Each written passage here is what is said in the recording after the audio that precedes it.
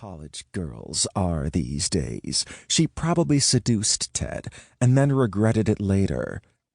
We are his only parents. We have to believe and support him.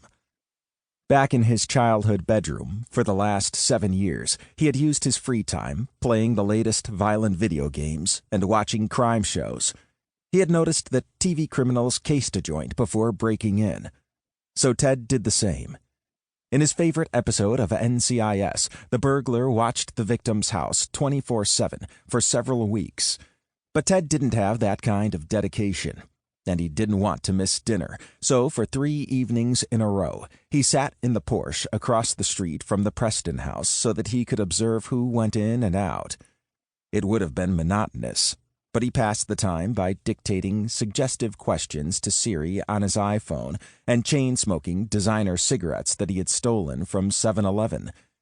He did not want to leave a trace of his smoking habit in the car, so he kept the windows open and littered his butts on the street next to the curb.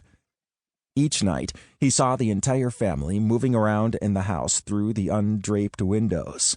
"This is ridiculous," Ted thought. "Don't they ever go out at night?" Ted decided that he didn't need to waste any more of his time doing surveillance and concluded that he should simply pull the job in broad daylight when the parents were at work and Matthew was at school. He would just watch each member of the family leave the next morning, and then have the house to himself. With the plan in mind, he went home, said goodnight to his mother, and went upstairs to his bedroom. After the late show and his usual bedtime snack of beer and nachos, topped off with a joint, he had a very sound sleep. The next morning at 7:30 a.m. sharp, Ted walked down the street and positioned himself in a stand of eucalyptus trees in the yard next door to the Prestons. Sure enough, almost immediately he saw Mary Preston get into her silver Prius and drive off to work. She looked to be about 35, older than what Ted usually went for, but she sure was pretty. He couldn't help but think about how great she looked in that mid-length gray flannel skirt, matching blazer, and knee-high black leather boots as she walked to the car.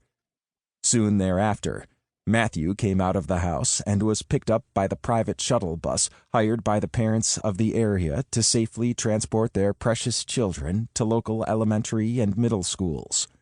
Finally, within 20 minutes, Grant Preston, dressed surprisingly casually, hopped into an old MGB and drove off.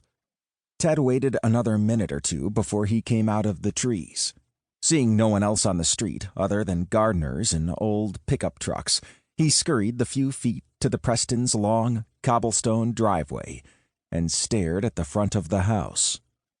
A tall wooden trellis, covered with some sort of vine, flanked the left side of the front door and extended up to the roof.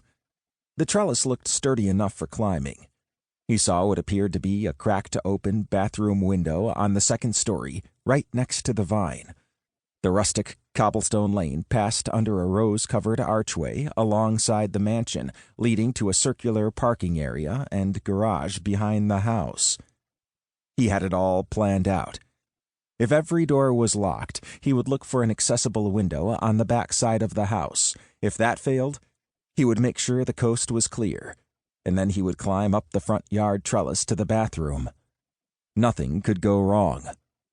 With his typical false bravado, Ted straightened up, took a deep breath, and said aloud to no one, "Let's do this thing." As he made his way to the backyard, Ted patted his mother's handgun, which he had jammed in his pants pocket. The pistol was digging into his thigh. He wished he had one of those fancy shoulder holsters that James Bond always wears. His mind wandered, thinking about how much money he would find. He still had not decided what he would do if he found a bunch of jewels. Would he take them and pawn them? He wasn't quite sure how to do that, but it couldn't be too difficult. He decided to play it loose. He could always take the jewelry and figure it out later. The backyard was amazing. It looked like a park with a swing set and a little wooden fort. He imagined that Mr. Preston and his son had built the fort together. For some reason, that thought caused Ted to reconfirm that the Prestons were the perfect choice to contribute to the Theodore Alexander Nash III.